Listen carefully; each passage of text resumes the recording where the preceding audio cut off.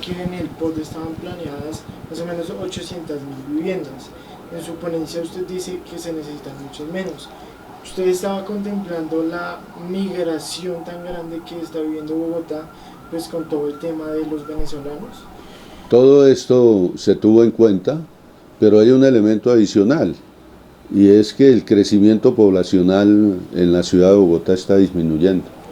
Es decir, la fecundidad, la natalidad está en disminución mientras está en crecimiento la mortalidad en la capital del país. Ya los hogares de hoy, y seguramente en el marco del tiempo que estaba para un nuevo plan de ordenamiento territorial, las nuevas familias que se conforman no van a estar compuestas por un grupo numeroso de sus integrantes. Ya hoy las familias, muchas de las familias no tienen hijos, ¿sí? Porque esa es una decisión voluntaria individual de quienes hacen pareja, primero eso. Segundo, otros tienen un número bastante bajo, 1 o 2 hijos nada más, al contrario de las generaciones de hace 20, 30, 40 o 50 años, cuyas familias eran más numerosas. ¿Y qué es lo que se debe buscar con la migración? Pues que, como sucedió en la década del 70 y en la década del 80, cuando migrantes colombianos se fueron hacia Venezuela y hoy están en Colombia, lo que hay es que buscar que el problema venezolano se resuelva para que quienes están acá no en buenas condiciones, pues regresen a su patria. Entonces ese no es un factor que va en crecimiento, que tenemos que trabajar para que no vaya en crecimiento, sino en decrecimiento, y queda demostrado entonces que la población en Bogotá no va a tener los índices de crecimiento, repito, que se tenían en décadas anteriores. Nosotros estamos de acuerdo con un plan de ordenamiento territorial, con que la ciudad se desarrolle. No es que nos hemos opuesto porque sí, por capricho. El capricho era consciente y desde una mirada política de la ciudad del alcalde mayor de Bogotá, y trajo a consideración un POD, pues que la mayoría de los concejales rechazamos, y que buena parte de la población bogotana también ha hecho lo propio. Entonces, ¿qué queda?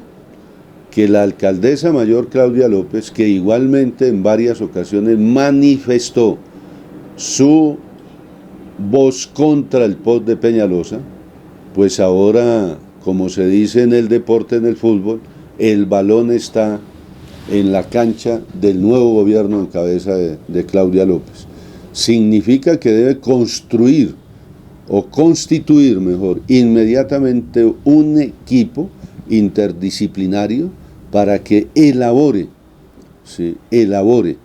el mejor POT para la ciudad de Bogotá, pero no un POT construido y para beneficio del gobierno de turno, sino un POT con amplia participación ciudadana, que le dé cumplimiento principalmente al artículo 4 de la ley 388 de 1997, que habla de la participación ciudadana, y participar la ciudadanía desde el escenario de la democracia es garantizar que sus opiniones sean recogidas y se puedan ver manifiestas en el contenido de un acuerdo, repito, de tanta complejidad y de tanta rigurosidad. Primero eso, un POT con participación ciudadana, que fue uno de los elementos que tuvo mayor trascendencia en la discusión, porque se descubrió que la participación en la discusión y en la construcción del POT de Peñalosa fue bastante disminuida, y las voces que llegaron a algunos escenarios no fueron tenidas muy en cuenta por quienes construyeron al final la iniciativa de Peñalosa. Segundo, porque nosotros consideramos que en el nuevo POT se debe tener un inmenso respeto, repito, por la naturaleza, por el ambiente, por la vida, es decir, un respeto por la estructura ecológica principal como manifestación observable en nuestro territorio. Sí, uno puede estar de acuerdo en que algunas partes del territorio bogotano se pueden densificar, otras se pueden renovar, ¿sí? Al contrario de lo que quería hacer Peñalosa, y era expulsar familias de barrios hoy consolidados, ¿sí? Para densificarlos y expulsarlos hacia el borde occidental de la ciudad capital, generándose a esas poblaciones algunos riesgos contra las infraestructuras e incluso contra su misma vida. En ese caso, ¿cuáles serían las zonas ideales que se puedan densificar?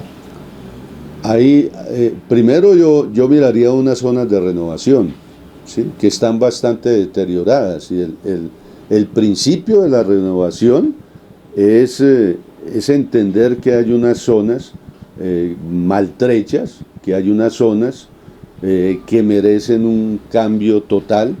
Por ejemplo, barrios de la localidad de Los Mártires, principalmente en áreas comprendidas entre La Jiménez y La Cesta, barrios de la localidad, también de la misma localidad, en cercanías a la calle 22, en la parte baja de la avenida Caracas, y otros barrios en la capital del país, al contrario de lo que quiso hacer Peñalosa, que era renovar y densificar barrios localizados en sitios estratégicos de la capital del país, como fueron barrios de la localidad de Barrios Unidos, de Teusaquillo, de Fontibón, y por supuesto algunos ya muy puntuales de Suba y de Usaquén.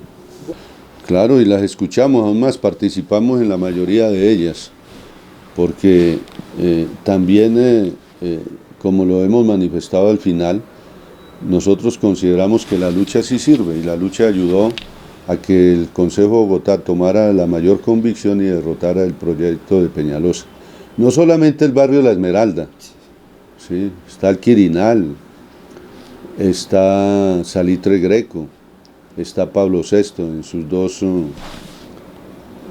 dos ubicaciones, están barrios como Galerías y toda la parte y más de 11 barrios del Barrios Unidos. Entonces se iban a afectar, y la gente se puso no solamente a rechazarlo porque sí, sino a estudiarlo y a construir propuestas. Yo creo que hacía bastante tiempo ese comportamiento ciudadano yo no lo observaba, y me di cuenta que no era una lucha caprichosa por oponerse como vaca muerta en el camino a unas decisiones de un gobierno de turno, no. Fue una lucha con muchas razones, con ideas y con propuestas, conscientes de que la afectación a sus patrimonios y a su proyecto de vida futuro se irían a ver inmensamente afectados. Bueno, creo que ya para ir terminando, tenemos dos preguntas más. Una, ¿cuántas sesiones tuvo el POD? Pues, ¿cuántas charlas tuvo aquí el POD en el Consejo de Bogotá? A partir de la presentación de las ponencias, con algún riesgo de equivocación, se realizaron 23 o 24 sesiones de la Comisión del Plan durante los meses de septiembre y octubre de este año, porque es que el POD también tiene unos tiempos para su discusión, para su aprobación o improbación, y es 90 días, y los 90 días después de la radicación al Consejo de Bogotá se vencían el domingo 3 de noviembre. Bueno, esa pregunta tocaría que la respondiera él, pero yo voy a decir mi percepción. Mi percepción es que había un interés de algunos concejales y de algunos sectores empresariales de la ciudad de Bogotá, que a toda costa se le dejara el camino para que el alcalde, se dejara el camino expedito para que el alcalde mayor de Bogotá lo sancionara por decreto, ¿sí? Porque la ley también lo permite cuando no hay decisión del Consejo de la Ciudad. Como en este caso hubo decisión, entonces el alcalde no lo puede expedir por decreto. Eso es bueno que la ciudadanía lo tenga muy en cuenta. Entonces yo lo que sentí es que había una dilación en el proceso del trámite del Consejo para que al llegarse al 3 de noviembre, última fecha para la discusión, el Consejo no hubiese tomado una decisión y el alcalde lo pudiese haber sancionado, cosa que afortunadamente para la ciudad y para el futuro de la ciudad no sucedió, y para el futuro de la ciudad lo mejor es que haya un POT que recoja las inquietudes no solamente del gobierno que se posesiona el próximo 1 de enero del año 2020, sino ¿sí? que tenga también el propósito ciudadano con muchas ideas que deben llegar allí en ese marco de la discusión. Nosotros somos constructores del programa de gobierno de la doctora Claudia López porque hicimos una coalición Unámonos por Bogotá, y eso significa que estamos obligados a darle el respaldo conveniente y necesario para que la implementación de las políticas públicas que están reflejadas en ese programa de gobierno tengan un feliz término, pero igualmente no estamos impedidos a hacer los debates de control político que nosotros consideremos en un momento determinado ante desviaciones seguramente, ante incomprensiones, ante falta de celeridad en el marco del cumplimiento de lo que quedó establecido en el programa de gobierno, lo podamos desarrollar.